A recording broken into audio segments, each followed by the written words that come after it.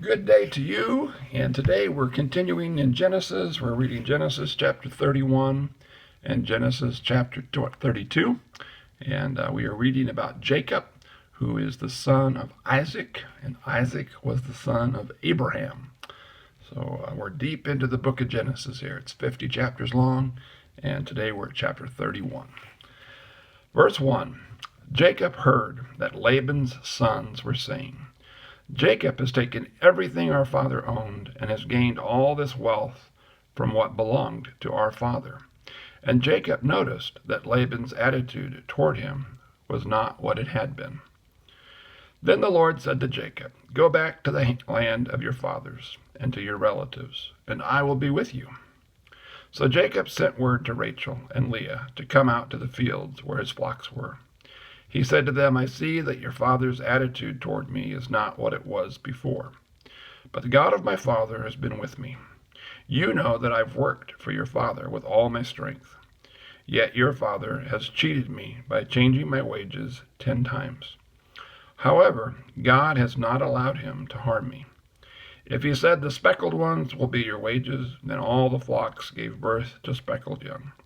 And if he said the streaked ones will be your wages, then all the flocks bore streaked young.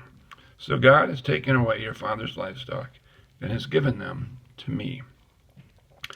In breeding season, I once had a dream in which I looked up and saw that the male goats mating with the flock were streaked, speckled, or spotted. The angel of God said to me in the dream, Jacob. I answered, Here I am.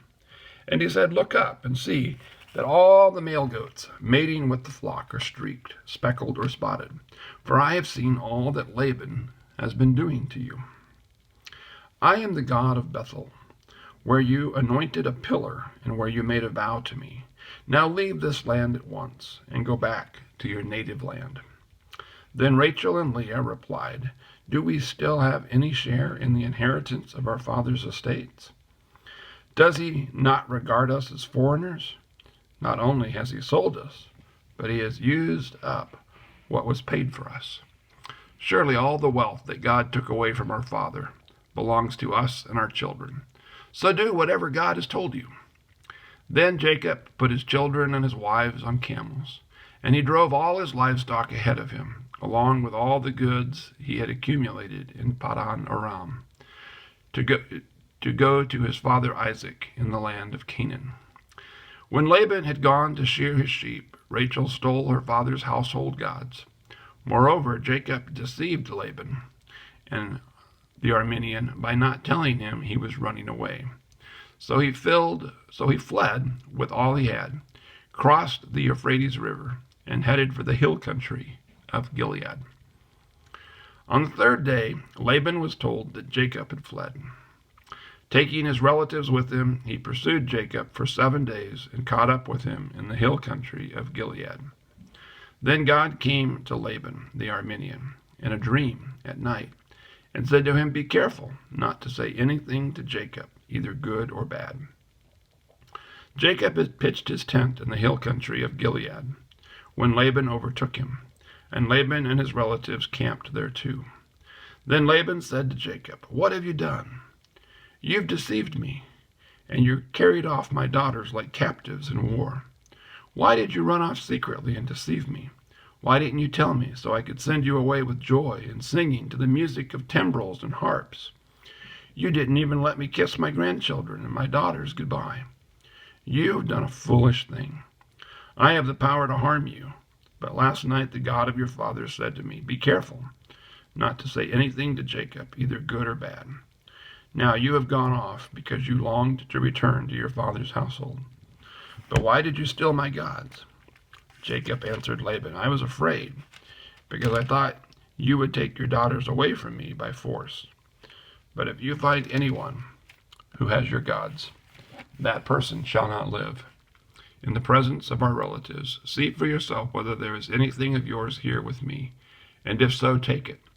Now Jacob did not know that Rachel had stolen the gods. So Laban went into Jacob's tent, and into Leah's tent, and into the tent of the 2 female servants, but he found nothing. After he came out of Leah's tent, he entered Rachel's tent. Now Rachel had taken the household gods and put them inside her camel's saddle, and was sitting on them. Laban searched through everything in the tent, but found nothing. Rachel said to her father, "Don't be angry, my lord, that I cannot stand up in your presence. I am having my period." So he searched, but could not find the household gods. Jacob was angry and took Laban to task. "What is my crime?" he asked Laban. "How have I wronged you, that you hunt me down? Now that you have searched through all my goods, what have you found that belongs to your household? Put it here in front of your relatives and mine, and let them judge between the two of us. I have been with you for 20 years now. Your sheep and goats have not miscarried, nor have I eaten rams from your flocks. I did not bring you animals torn by wild beasts. I bore the loss myself, and you demanded payment from me for whatever was stolen by day or night." This was my situation. The heat consumed me in the daytime and the cold at night, and sleep fled from my eyes. It was like this for 20 years. I was in your household. I worked for you 14 years for your 2 daughters, and 6 years for your flocks, and you changed my wages 10 times. If the God of my father, the God of Abraham and the fear of Isaac, had not been with me, you would surely have sent me away empty-handed. But God has seen my hardship and the toil of my hands, and last night he rebuked you." Laban answered Jacob, "The women are my daughters, the children are my children, and the flocks are my flocks. All you see is mine. Yet what can I do today about these daughters of mine, or about the children they have borne? Come now, let's make a covenant, you and I. Let it serve as a witness between us." So Jacob took a stone and set it up as a pillar. He said to his relatives, "Gather some stones." So they took stones and piled them in a heap, and they ate there by the heap. Laban called it Jegar Shadaduthah, and Jacob called it Galeed. Verse 48. Laban said, "This heap is a witness between you and me today." That is why it was called Galeed. It was also called Mizpah, because he said, "May the Lord watch between you and me when we are away from each other. If you mistreat my daughters, or if you take any wives besides my daughters, even though no one is with us, remember that God is our witness between you and me." Laban also said to Jacob, "Here is this heap, and here is this pillar I have set up between you and me. This heap is a witness, and this pillar is a witness, that I will not go past this heap to your side to harm you, and that you will not go past this heap and pillar to my side to harm me. May the God of Abraham, the God of Nahor, the God of their father, judge between us." So Jacob took an oath in the name of the fear of his father Isaac. He offered a sacrifice there in the hill country, and invited his relatives to a meal. After they had eaten, they spent the night there. Early the next morning, Laban kissed his grandchildren and his daughters and blessed them. Then he left and returned home. Chapter 32. Jacob also went on his way, and the angels of God met him. When Jacob saw them, he said, "This is the camp of God." So he named that place Mahanaim. Jacob sent messengers ahead of him to his brother Esau in the land of Seir, the country of Edom. He instructed them, "This is what you are to say to my lord Esau. Your servant Jacob says, I have been staying with Laban and have remained there till now. I have cattle and donkeys, sheep and goats, male and female servants. Now I am sending this message to my lord, that I might find favor in your eyes." Now, if you'll remember back, Jacob and Esau were twins. Esau was the firstborn, Jacob was the last. But Jacob stole the birthright from Esau by pretending he was Esau to their father Isaac. And when Jacob left, he left in a hurry, and he left in fear of his life that Esau would seek revenge. But now there's seeking to be a reunion here. But Jacob is trying to butter Esau up, that's for sure. He's trying to make sure Esau will forgive him and not kill him. Verse 6.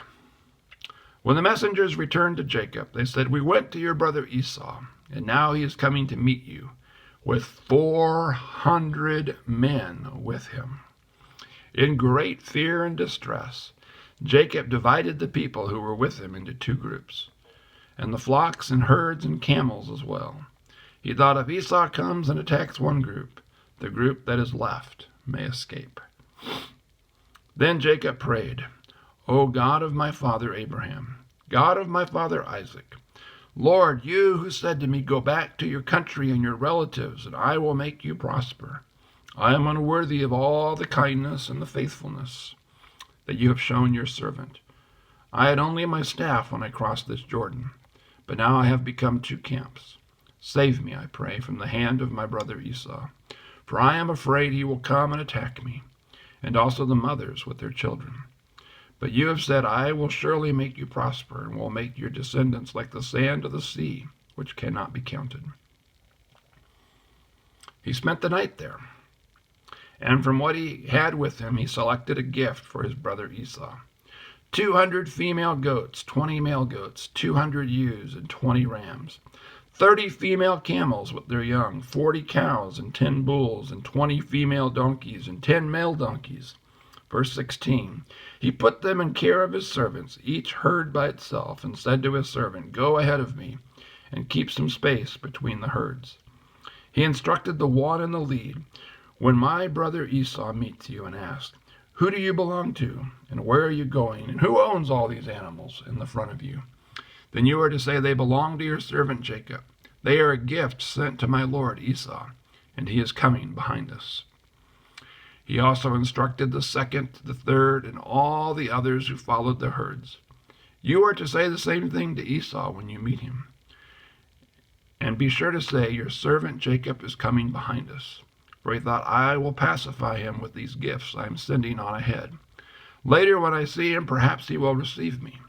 So Jacob's gifts went on ahead of him, but he himself spent the night in the camp. Verse 22. That night Jacob got up and took his 2 wives and his 2 female servants and his 11 sons and crossed the ford of the Jabbok. After he had sent them across the stream, he sent over all his possessions. So Jacob was left alone, and a man wrestled with him till daybreak. When the man saw that he could not overpower him, he touched the socket of Jacob's hip, so that his hip was wrenched as he was wrestled with the man. Then the man said, "Let me go, for it is daybreak." But Jacob replied, "I will not let you go unless you bless me." The man asked him, "What is your name?" "Jacob," he answered. Then the man said, "Your name will no longer be Jacob, but Israel, because you have struggled with God and with humans and have overcome." Jacob said, "Please tell me your name." But he replied, "Why do you ask my name?" Then he blessed him there. So Jacob called the place Peniel, saying, "It is because I saw God face to face, and yet my life was spared." The sun rose above him as he passed Peni. He was limping because of his hip. Therefore to this day the Israelites do not eat the tendon attached to the socket of the hip, because the socket of Jacob's hip was touched near the tendon. Well, there you go. Genesis chapter 31 and 32. And we continue to learn about Jacob, whose name has now been changed to Israel. So lots of exciting things going on here. Jacob and Esau are about to be reunited, and God has blessed Jacob immensely. He didn't deserve it. He was a liar. He was a cheater. But God's grace was upon Jacob. God's grace has been upon me, and I hope God's grace has been upon you. God bless you. See you tomorrow.